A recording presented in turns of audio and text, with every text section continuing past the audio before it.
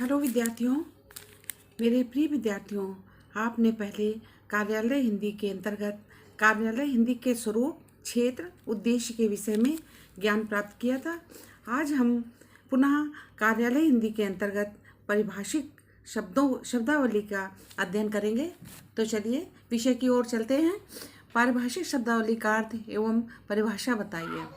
पारिभाषिक शब्द ऐसे शब्दों को कहते हैं जो सामान्य व्यवहार की भाषा के शब्द न होकर भौतिकी, रसायन विज्ञान, गणित, इंजीनियरिंग, विधि, वाणिज्य शास्त्र, मनोविज्ञान, भूगोल आदि ज्ञान विज्ञान के विभिन्न क्षेत्रों के विशिष्ट शब्द होते हैं, जिनकी अर्थ सीमा सुनिश्चित और परिभाषित होती है। क्षेत्र विशेष में इन शब्दों का विशिष्ट अर्थ होता है। ये आपका पहला प्रश्न। दूसरा आरंभ करते हैं। अर्थ की दृष्टि से भाषा के शब्दावली कितने प्रकार की होती है? अर्थ की दृष्टि से भाषा की शब्दावली कितने प्रकार की होती है? अर्थ की दृष्टि से किसी भाषा के शब्दावली दो प्रकार की होती है, सामान्य शब्दावली और पारिभाषिक शब्दावली। सामान्य शब्दावली, जो शब्द एक निश्चित अर्थ में प्रयुक्त नहीं होते वह सामान्य शब्द होते हैं। निश्चित अर्थ में माने उनके अर्थ प्रयोग के आधार पर बदल जाते हैं। दूसरा है पारिभाषिक शब्दावली, ऐसे शब्द जो किसी विशेष ज्ञान के क्षेत्र में एक निश्चित अर्थ में प्रयुक्त होते हैं वह पारिभाषिक शब्द कहलाते हैं। तीसरा प्रश्न है, पारिभाषिक शब्दावली का स्वरूप एवं महत्व स्पष्ट कीजिए। जब किसी शब्द का प्रयोग एक निश्चित अर्थ में किया जाता है और लक्षणा व्यंजना में उनका कोई अर्थ निकलने की कोशिश नहीं होती है, उनके अर्थ को पूरी तरह सीमित कर दिया जाता है, तब पारिभाषिक शब्दावली होती है या पारिभाषिक शब्दावली कहलाती है। प्रश्न 4, किसी भाषा को पारिभाषिक शब्दों के आधार पर कितने भागों में बांटा जा सकता है? किसी भी भाषा के पारिभाषिक शब्दों को विभिन्न आधारों पर बांटा जा सकता है। नंबर 1, इतिहास के आधार पर। नंबर 2, प्रयोग के आधार पर। नंबर 3, सूक्ष्मता के आधार पर। नंबर 4, स्रोत के आधार पर। और 5, और विषय के आधार पर। और भी विषय हैं। तो जो इसके अंतर्गत और रह गए हैं। 5वां प्रश्न है, पारिभाषिक शब्दावली की कौन कौन सी विशेषताएं हैं? पारिभाषिक शब्दावली की, ये 5वां था, और विषय के आधार पर। फिर प्रश्न नंबर 5 है, पारिभाषिक शब्दावली की कौन कौन सी विशेषताएं हैं? तो पारिभाषिक शब्दावली की निम्नलिखित विशेषताएं हैं। पहला, पारिभाषिक शब्द किसी विशेष विज्ञान, विशेष कला से जुड़े होते हैं। नंबर 2, पारिभाषिक शब्द एक विशिष्ट अर्थ की व्यक्त करते हैं। नंबर 3, पारिभाषिक शब्दों की सीमा बांधी जाती है। नंबर 4, पारिभाषिक शब्दों का अर्थ सुनिश्चित होता है, जैसे संसद, विधानसभा, मानदेय, है ना। और आखिरी है, सामाजिक शब्द मूल या रूढ़ होता है, व्याख्यात्मक नहीं होता है। पारिभाषिक शब्द जो है सामाजिक शब्द मूल, पारिभाषिक शब्दों का सामाजिक शब्द मूल रूढ़ होता है, व्याख्यात्मक नहीं होता है, जैसे श्रमजीवी। शब्दावली कितने प्रकार की होती है? अर्थ की दृष्टि से किसी भाषा के शब्दावली दो प्रकार की होती है। अर्थ की दृष्टि से किसी भाषा की शब्दावली दो प्रकार की होती है, सामान्य शब्दावली और पारिभाषिक शब्दावली। प्रश्न 7, पारिभाषिक शब्दावली से आप क्या समझते हैं?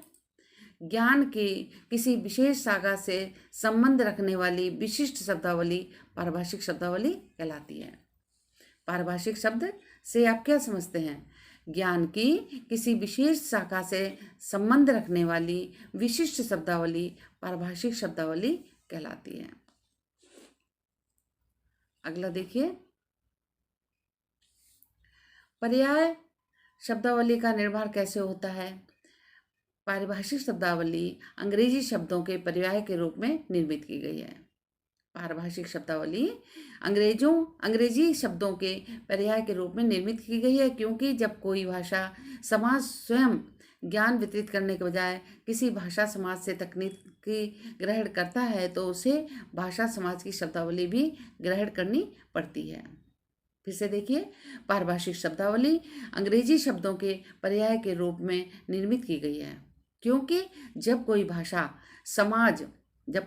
समाज स्वयं ज्ञान वितरित करने के बजाय किसी भाषा समाज से तकनीकी ज्ञान ग्रहण करता है तो उसे भाषा समाज की शब्दावली भी ग्रहण करनी पड़ती है। इस शब्दावली के आधार पर फिर वह अपनी भाषा में पर्यायों का निर्माण करता है। आगे चलते हैं। प्रश्न 9, सामान्य हिंदी और कार्यालय हिंदी में संबंध और अंतर संक्षेप में बताइए। सामान्य हिंदी का प्रयोग संवेदनाओं की अभिव्यक्ति के लिए किया जाता है। सामान्य हिंदी का प्रयोग संवेदनाओं की व्यक्ति के लिए किया जाता है। इसमें सामाजिक अपने राग, द्वेष, आक्रोश, राष्ट्र प्रेम तथा विद्रोह की अभिव्यक्तियों की आवश्यकता अनुरूप प्रयोग में लाया जाता है। लेकिन कार्यालय हिंदी का संबंध सामाजिक संवेदना या भावनाओं से होता है, जो सामाजिक विचारों के अभिव्यक्ति प्रदान करता है। वह केवल शासन की कार्यप्रणाली और उसकी सूचनाओं को संप्रेषित करने का आधार बिंदु है। प्रश्न 10 देखिए।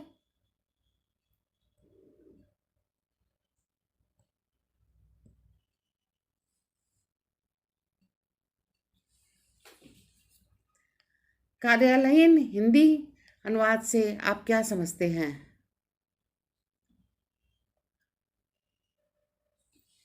कार्यालयीन हिंदी अनुवाद से आप क्या समझते हैं? उत्तर देखिए, एक भाषा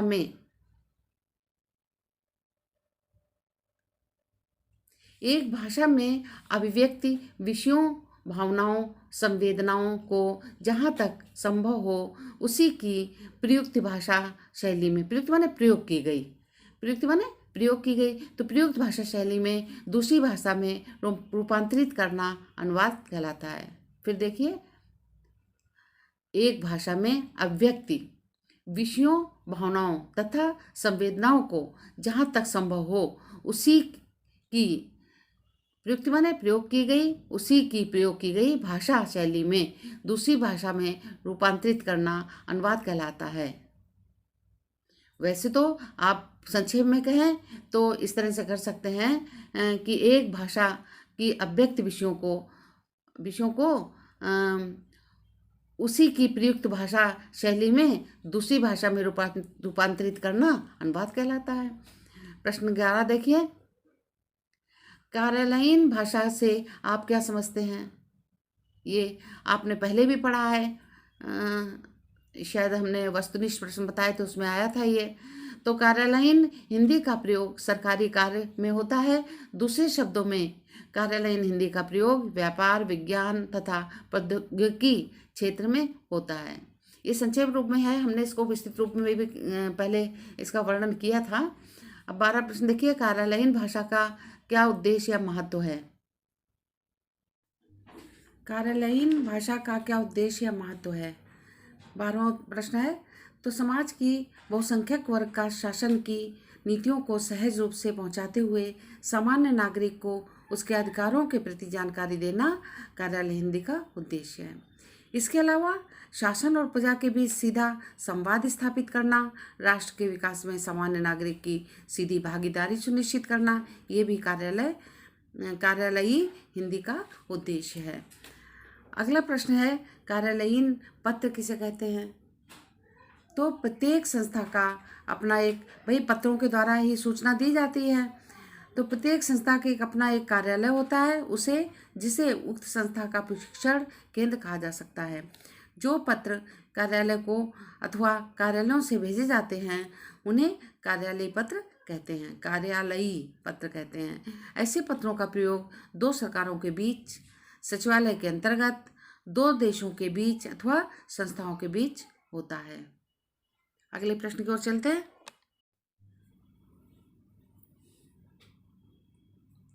प्रश्न नंबर 14 देखिए, कार्यालयी हिंदी और सामान्य हिंदी में क्या अंतर है? कार्यालयी हिंदी और सामान्य हिंदी में क्या अंतर है? कार्यालय हिंदी या कार्यालयी हिंदी होना चाहिए। सामान्य हिंदी में क्या अंतर है बताइए। सामान्य हिंदी का प्रयोग संवेदनाओं की अभिव्यक्ति के लिए किया जाता है। वही 2-3 प्रश्न घुमा घुमा के है, मतलब समझाने की वजह से दे दिए हैं कि सामान्य हिंदी का प्रयोग संवेदनाओं की अभिव्यक्ति के लिए किया जाता है।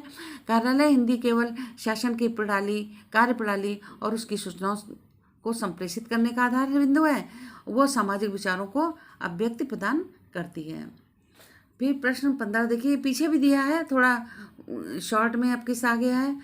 प्रश्न नंबर 15, भारत के लिए संस्कृत आधारित परिभाषिक शब्दावली का क्या महत्व है। भारत के लिए संस्कृत आधारित परिभाषिक शब्दावली का क्या महत्व है। जिस प्रकार भाषा में पठन पाठन से छात्रों में मौलिकता आती है। क्या महत्व है कि जिस प्रकार भाषा में पठन पाठन से छात्रों में मौलिकता आती है, रटने की प्रवृत्ति पर अंकुश लगता है। जब समझ में आ जाएगा छात्रों को तो रटने की जरूरत नहीं पड़ेगा, आदत छूटती है। अंकुश लगता माने छूटती है, कम होती है। उसी प्रकार से पाठक को स्वभाषा की शब्दावली से विषय को गहराई से समझने में सहायता मिलती है।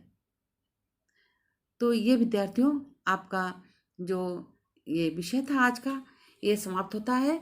आशा है आपको समझ में आएगा, और आपको समझ में आता है तो आप हमें कमेंट्स, लाइक और कमेंट्स दोनों करिए, और आप हमें बताइए कि आपको कौन सा प्रश्न अगर समझ में भाषा नहीं आ रही है तो हम आपको पुनः उस प्रश्न को समझाएंगे, और आगे के वीडियो में फिर मिलते हैं। चलिए, धन्यवाद।